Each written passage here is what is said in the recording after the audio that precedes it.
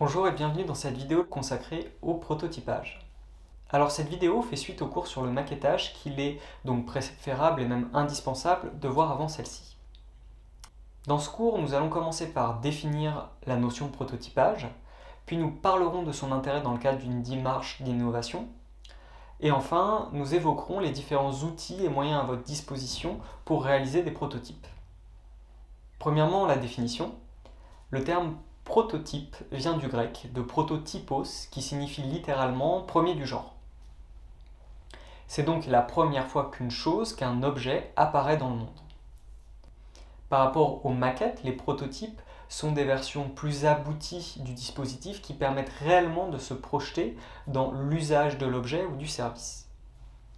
Replacé dans un contexte industriel, le prototype intervient donc après la maquette, mais avant le premier de série ou type qui va permettre de tester la chaîne de production. Donc dans l'ordre, nous aurons la maquette, le prototype, puis le premier de série ou type, et enfin la grande série ou le déploiement du service. Vous avez à l'écran un exemple de prototype emblématique puisqu'il s'agit du premier appareil photo numérique qui a été réalisé à l'usine Kodak de Rochester en décembre 1975. Donc on voit qu'il était composé d'une optique de caméra Super 8, reliée à un enregistreur de cassette, il y a 16 batteries, un capteur et différents composants électroniques pour relier tout ça, ce qui nous permet de capturer une image avec une résolution de 100 lignes et qui envoie cette information sur une cassette. Le tout prend 23 secondes et ensuite on peut projeter cette image. Donc on voit bien que ça va plus loin qu'une maquette puisque ça permet réellement de réaliser des photos numériques, mais ce n'est pas encore les appareils qu'on connaît aujourd'hui. Et donc c'est bien un stade intermédiaire entre la maquette de principe, la boîte, et le premier de série, c'est-à-dire l'appareil qu'on va ensuite vendre. Ce prototype permettait donc de tester vraiment l'expérience de la photo numérique. Alors quels sont les intérêts du prototypage et d'un prototype ? Le maquettage et le prototypage sont en quelque sorte le même processus de matérialisation. On pourrait dire que le prototype est la continuité d'une ou plusieurs maquettes abouties. Donc le prototype doit en premier lieu permettre de matérialiser le projet, l'objet ou le service de manière vraisemblable, d'un point de vue visuel et ou technique. Sa parenté avec la maquette dans ce processus de matérialisation fait qu'ils partagent quelque part les mêmes intérêts. À savoir, premièrement, le fait de pouvoir tester certains aspects, et en particulier l'esthétique, l'interactivité, la qualité du système technique. Dans le cadre du design de services publics, le prototype doit en particulier permettre de tester l'expérience, c'est-à-dire de mettre en place les conditions d'existence de ce service, puisqu'on a vu dans le premier cours que dans le cadre du service, celui-ci est produit en même temps qu'il est consommé. Par exemple, chez le coiffeur, l'expérience du coiffeur se fait en même temps qu'on se fait couper les cheveux. On ne peut pas prototyper autrement que de mettre tout en place pour pouvoir vraiment tester le service. Le deuxième point important d'un prototype est sa capacité à communiquer et transmettre votre projet dans le but de sa diffusion. C'est donc un puissant outil d'influence. On pense pour ça au concept car des constructeurs ou aux présentations d'Apple qui permettaient vraiment de diffuser ces innovations. Alors, point d'attention, un prototype qui inversement est mal réalisé peut réellement porter préjudice à votre projet. Autrement dit, si la maquette pouvait être moche, parce que son but est avant tout de tester des fonctionnalités clés, le prototype doit être bien réalisé pour pouvoir permettre de se projeter dans l'utilisation future du dispositif. Ou à minima que sa fonctionnalité, comme l'appareil photo, permette réellement de tester la prise de vue ou l'objet ou le service en particulier. Vous retrouverez en lien différents exemples de prototypes réalisés par des étudiants afin que vous puissiez voir justement quelles sont les attentes. Nous allons maintenant nous intéresser au prototypage lui-même. Alors la première chose pour cela est de partir de vos maquettes et des éléments qui ont été validés par les expérimentations, les tests utilisateurs et les commanditaires. Et donc la première chose est de savoir quoi prototyper. Il faut donc identifier les éléments les plus critiques, les plus intéressants à matérialiser. Si on reprend l'exemple de l'appareil photo, c'est pas vraiment la coque qui va être intéressante, mais plutôt l'ensemble des composants fonctionnels qui vont nous permettre réellement de prendre la photo. La deuxième chose, c'est de choisir une technique de prototypage qui va être appropriée pour matérialiser le point de contact ou les points de contact que vous avez choisis. C'est-à-dire qu'on ne va pas utiliser les mêmes techniques si l'on souhaite prototyper un objet, un espace, une interface ou un service. Pour cela, vous pouvez bien entendu vous tourner vers vos coachs, mais aussi faire une recherche de référence pour trouver des exemples de même type de point de contact que vous souhaitez prototyper. Par exemple, si vous souhaitez prototyper une borne d'accueil, regardez les différentes bornes d'accueil et dites-vous laquelle vous souhaitez choisir. Et puis, troisième point, ensuite vous n'avez plus qu'à vous mettre à l'ouvrage et à dessiner ce qu'on souhaite construire, prototyper et ensuite le faire évoluer. Puisque au final, le prototypage, comme le maquettage, c'est un processus qui vise à matérialiser les choses. Et donc, on peut constamment faire évoluer son prototype. Alors pour cela, nous allons vous donner quelques exemples d'outils disponibles en ligne ou disposant d'accès gratuit ou de version étudiante qui vont vous être utiles et que vous pourrez bien entendu combiner pour pouvoir réaliser et prototyper vos différents points de contact. Alors premièrement, pour prototyper un imprimé. Alors le premier des outils pour ça sera bien entendu une feuille de papier sur laquelle vous allez pouvoir dessiner à la main et peut-être assez grossièrement les premiers éléments qui figurent sur votre futur document imprimé.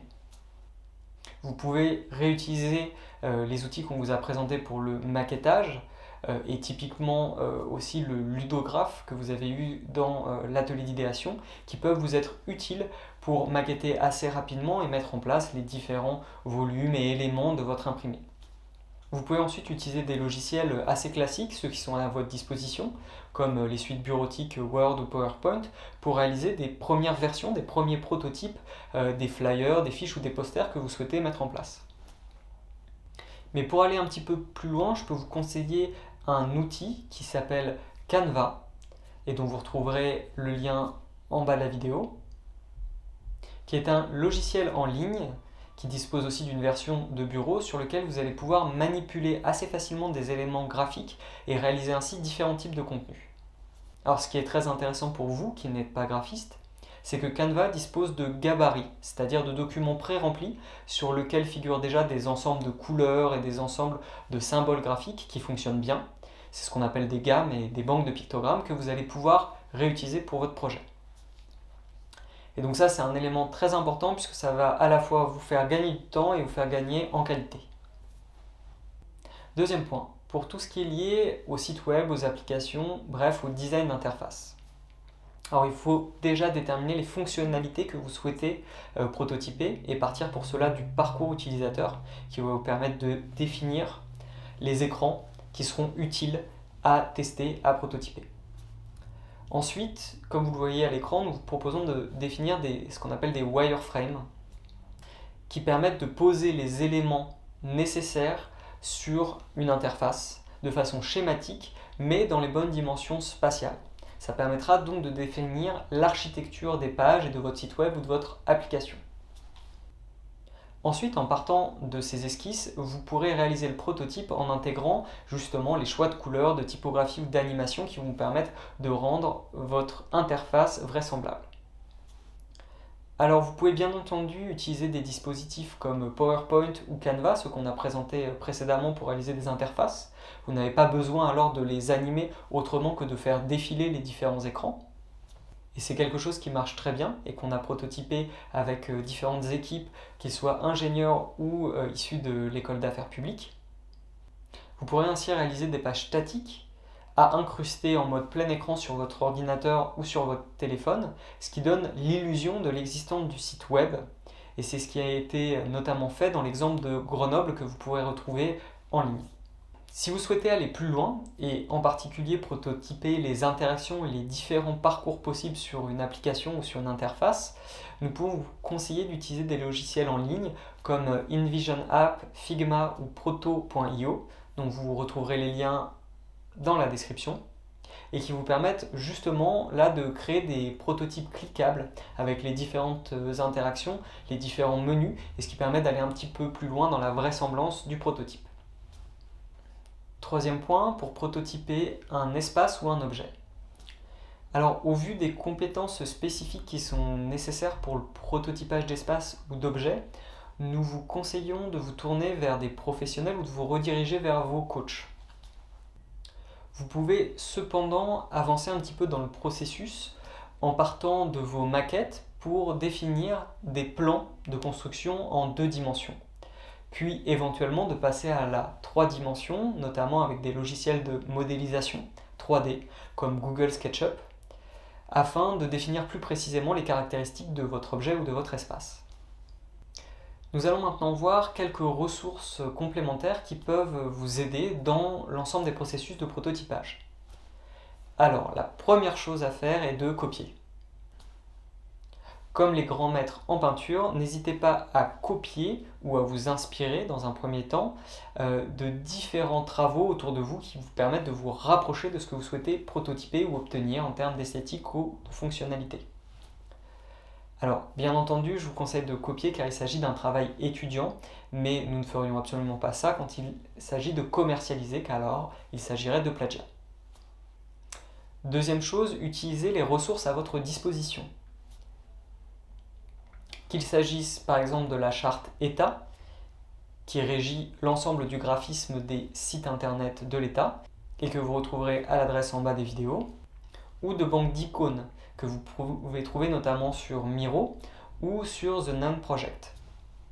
Vous pouvez également utiliser des éléments d'interface qui sont regroupés sous le terme de design system et qui sont souvent disponibles de manière gratuite. Donc on pense en particulier à celui de Google, Design Material, mais aussi à celui de Apple, de Airbnb et de grands noms du numérique qui ont ainsi ouvert à toutes et à tous la capacité de reprendre certains éléments de graphisme ou d'interface pour pouvoir les utiliser dans leurs applications ou dans leurs services.